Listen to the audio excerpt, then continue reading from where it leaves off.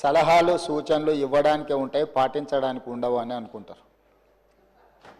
ఎందుకు అని అంటే తమ దాకా వస్తే కానీ తమకు అర్థం కాదన్నట్టు నిజంగానే కక్ష సాధింపు చర్యలకు పాల్పడే ఆలోచననే ఈ రాష్ట్ర ప్రభుత్వానికి ఉండి ఉంటే ఈరోజు అక్కడ కూర్చొని అక్కడ నించొని నోటికొచ్చింది మాట్లాడే అవకాశం ఉండకపోతుండే.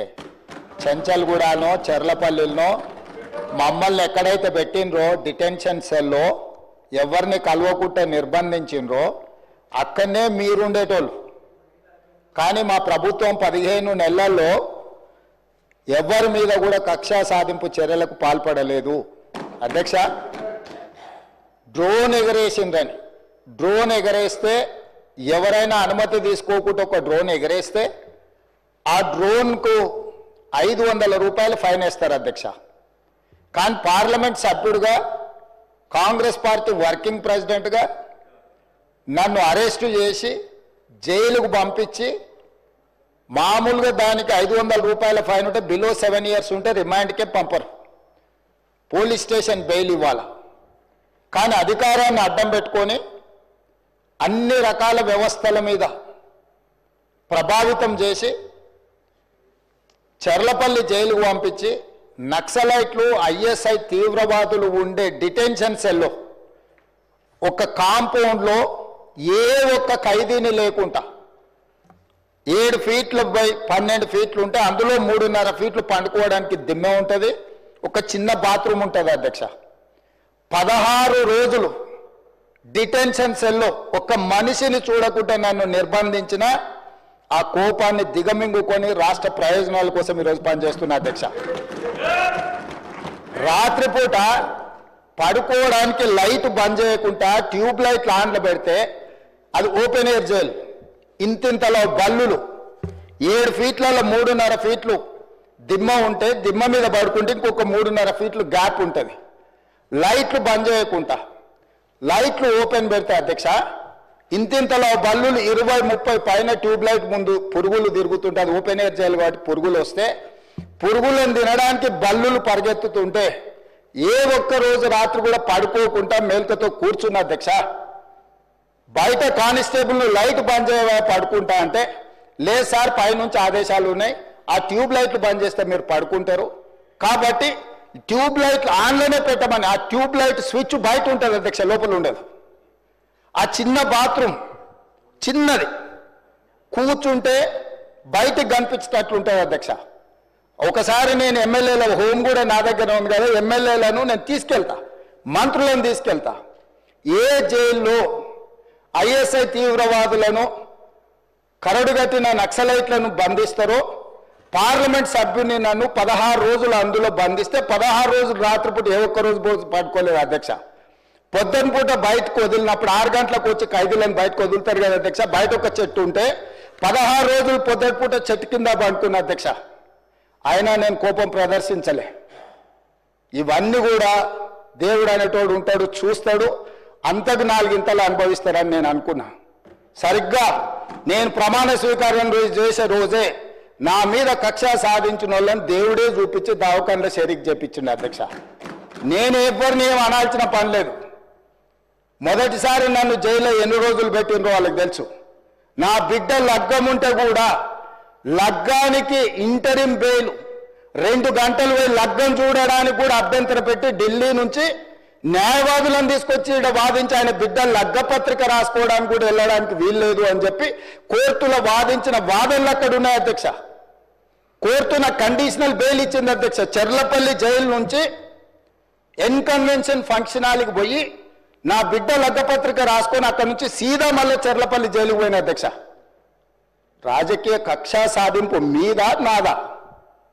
నా బిడ్డ లగ్గానికే పోకుంటే నన్ను అడ్డుకున్నా ఎవరికైనా అధ్యక్ష, మన పిల్లల కంటే మనకేముంటుంది అధ్యక్ష ఈ భూమి మీద? నా బిడ్డ లగ్గానికి లగ్గపత్రిక రాసుకోవడానికి కూడా అడ్డుకుంటే కూడా నేను మిమ్మల్ని ఏమనలే. నేను పార్లమెంట్ సభ్యుడిగా ఉంటే, పార్టీ వర్కింగ్ ప్రెసిడెంట్గా ఉంటే ఎవరో జర్నలిస్టు డ్రోన్ ఎగిరేసి వాళ్ళ విలాసవంతమైన బంగ్లాల వివరాలు తీసుకొచ్చి నాకు అందిస్తే వాటిని పత్రికలకు విడుదల చేసిన పాపానికి నన్ను అక్రమ కేసులు పెట్టి అదే చెర్లపల్లి జైల్లో డిటెన్షన్ సెల్లో పెట్టారు అధ్యక్ష. 16 రోజులు నిద్రలేని రాత్రులు గడిపిన పార్లమెంట్ సభ్యుడిగా, పార్టీ వర్కింగ్ ప్రెసిడెంట్గా అయినా నేను కక్ష చూపించలేదు అధ్యక్ష. నిజంగానే నేను కక్ష చూపించదలుచుకుంటే మీ కుటుంబంలో ఒక్కరు కూడా బయట ఉండరు అధ్యక్ష. అందరు చెర్లపల్లినే నేను ఎలా ఎన్నికల ముందు చెప్పినట్టు మీకు డబుల్ బెడ్రూమ్ ఇల్లు మీరు పేదలకు కట్టియలే, మీ గ్యారంటీ కట్టిస్తే మీ కుటుంబానికి డబుల్ బెడ్రూమ్ ఇల్లు అని చెప్పుంటే అధ్యక్ష. ఎన్నికల హామీలు అమలు చేయలేదంటుంది కదా అధ్యక్ష. ఎన్నికలప్పుడు ఈ హామీ కూడా ఇచ్చిన ఆ కుటుంబానికి చెర్లపల్లి జైల్లో డబుల్ బెడ్రూమ్ కట్టిస్తా, కొడుకు కోడలు అల్లుడు బిడ్డ ఉంటే వేరే వేరే ఎందుకుంటారు, అందరినీ కలిసి ఒకటే దగ్గర ఉండేటట్టు కట్టిస్తాను. కానీ ఆ హామీ కూడా నేను అమలు చేయలే. ఎందుకంటే నేను విఘ్నత ప్రదర్శించాలనుకున్నా. ఈ అధికారం ప్రజలు ఇచ్చింది ప్రజల సంక్షేమం కోసం, తెలంగాణ రాష్ట్ర అభివృద్ధి కోసం, పారదర్శకమైన పరిపాలన అందించడం కోసం నాకు అధికారం ఇచ్చిండ్రు. ప్రజలు ఇంత పెద్ద అధికారాన్ని, ఇంత పెద్ద బాధ్యతను ఈ వయసులో నాకు అప్పచెప్పింది నా కోపం కోసమో, లేకపోతే నన్ను నా పట్ల వాళ్ళు వ్యవహరించిన విధంగానే వాళ్ళ పట్ల నేను వ్యవహరించడానికి ప్రజలు నాకు అధికారం ఇవ్వలేదని విచక్షణను ఉపయోగించి ఈరోజు కూడా వాళ్ళ మీద ఇంతవరకు అక్రమ కేసులు పెట్టలేదు అధ్యక్ష. కానీ సొంత పార్టీ ఆఫీసులో కూలీ మనుషులను తెప్పించి రికార్డ్ చేయించి పచ్చి బూతులు మీరు తిట్టిస్తే కూడా చెంపలు వలగొట్టేంత శక్తి ఉన్నా సంవయనంతో ఊరుకున్నా అధ్యక్ష. ఎవరైనా బజార్లో ఏదైనా మాట్లాడితే మాట్లాడిన దాన్ని కూడా సెన్సర్ చేస్తాం. బూతులు మాట్లాడినప్పుడు ఒక బీప్ పెడతాం అధ్యక్ష, టెలికాస్ట్ చేయొద్దని. కూలీ పైసలు ఇచ్చి కిరాయి మనుషులను పెట్టించి మీరు పచ్చి బూతులు మాట్లాడిచ్చినా నేను ఏమాత్రం కూడా కక్ష సాధింపు చర్యలకు పాల్పడలేదు అధ్యక్ష.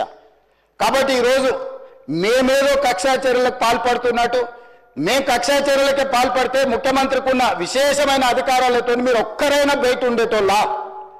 ఈరోజు తెలంగాణ సమాజం అన్నిటిని గమనిస్తుంది. ఎక్కడికి వెళ్ళానని అడుగుతుంది, ఇంకెన్ని రోజులు బయట వదిలేస్తావని తీసి లోపలే. అసలు నువ్వు లోపలేస్తావనే కదా నీకు ముఖ్యమంత్రి పదవి చేసింది, నువ్వెందుకు ఇట్లా సమయం పాటిస్తున్నావు లోపలేయమంటే కూడా నేను ఏ రోజు కూడా అటువైపు పోయలేదు అధ్యక్ష. అదేవిధంగా ధనిక రాష్ట్రం, మేము హామీలను అమలు చేసినాం. ఇక మేము సత్యహరిచంద్రుడు కూడా మమ్మల్ని చూసే నేర్చుకోవాలి, ఆయన కూడా మమ్మల్ని ఆదర్శంగా తీసుకోవాలి. ఇట్లాంటి మాటలు మాట్లాడుతుంటే పర్వాలేదు, వాళ్ళ గొప్పతనాలు వాళ్ళు చెప్పుకుంటే నా ఇప్పు నువ్వు గోకు, నీ ఇప్పు నేను గోకుతా అనే పాలసీలో వాళ్ళ గురించి వాళ్ళు గొప్పలు చెప్పుకుంటా అంటే నాకు అభ్యంతరం లేదు. కానీ ఒకటి రెండు విషయాలు, తెలంగాణ సమాజం వ్యవసాయ కూలీలు, వ్యవసాయ రైతులు, వ్యవసాయం మీదనే ఆధారపడ్డ ప్రజలు తెలంగాణలో దాదాపుగా 70% ఉన్నారు.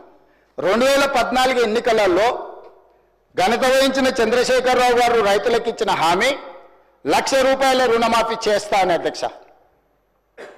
ఎన్నికలయ్యి అధికారంలోకి వచ్చిన తర్వాత ఏకదాటిగా ₹1,00,000 మేము రుణమాఫీ చెయ్యము, 4 విడతలుగా చేస్తామన్నారు అధ్యక్ష. ప్రతి సంవత్సరం మేము 25,000 4 విడతలే చేస్తామన్నారు. వీళ్ళు మొదటి 5 సంవత్సరాలు 2014 నుంచి 2018 వరకు ఎన్నికల వరకు వీళ్ళు చేసిన రుణమాఫీ ₹16,143 కోట్ల అధ్యక్ష. ఇందులో 4 విడతలుగా వీళ్ళు రుణమాఫీ చేసినందుకు, 4 సంవత్సరాలు వాయిదాల మీద చేసినందుకు దాదాపుగా మిత్తి కింద ₹2,630 కోట్ల పోయింది అధ్యక్ష. నికరంగా మిగిలింది వీళ్ళు చేసింది మొదటి 5 సంవత్సరాలలో ₹13,514 కోట్ల అధ్యక్ష మొదటి విడత.